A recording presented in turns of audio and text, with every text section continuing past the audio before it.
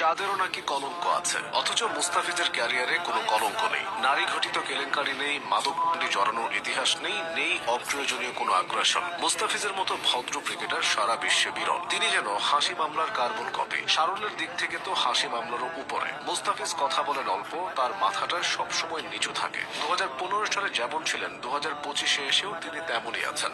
IPL, PSL সহ দেশ বিদেশের নানা প্রান্তে খেলতে গেছেন, তবে কখনো তার মাঠের বাইরের কিছু নিয়ে সমালোচনা হয়নি। খবরের পাতাতেও মুস্তাককে নিয়ে অহেতুক গুঞ্জন দেখা যায় না। 10 বছরের ক্যারিয়ারে এমন ইমেজ ধরে রাখা চারটিখানি কথা না। বিশ্বের অনেক নামকরা ক্রিকেটার মাঠের বাইরের নানা ঘটনায় শিরোনাম হয়েছেন। বাংলাদেশেও বহু ক্রিকেটার পারিবারিক ঝামেলা ও অন্যান্য ঝামেলায় জড়িয়ে সমালোচিত হয়েছেন। সেখানে মুস্তাফিজ একদমই আলাদা। তাই দেশের সবচেয়ে শান্তশিষ্ট ক্রিকেটারের কথা বলা হলে অধিকাংশ মানুষই সবার আগে মুস্তাফিজের নাম বলবে। 2015 সালে ভারতের বিপক্ষে মুস্তাফিজের অভিষেক ওয়ানডের কথা। তার স্লোয়ার ও কাটারে বিভ্রান্ত হয়ে একের পর এক প্যাভিলিয়নে ফিরে যাচ্ছিলেন ভারতের বাঘা বাঘা ব্যাটাররা। কোনো কুলকিনারা না পেয়ে ধোনি বেছে নেন ভিন্ন পন্থা। তিনি একটি সিঙ্গেল নিতে গিয়ে অযথাই মুস্তাফিজকে সজোরে ধাক্কা দিয়ে বসেন। চিকন চাকন গরনের ফিস সে ধাক্কা খেয়ে বেশ দুর্বল হয়ে পড়েছিলেন। তবে একটিবারের জন্য তিনি মেজাজ হারাননি। ওই ঘটনায় তাতিয়ে দিয়েছিল সব সতীর্থদের। ধোনির উইকেট নিয়ে সেদিন বুনো উল্লাসে ফেটে পড়েছিলেন সাকিব আল হাসান। তবে মুস্তাফিজ শেষ পর্যন্ত শান্তই থেকেছেন।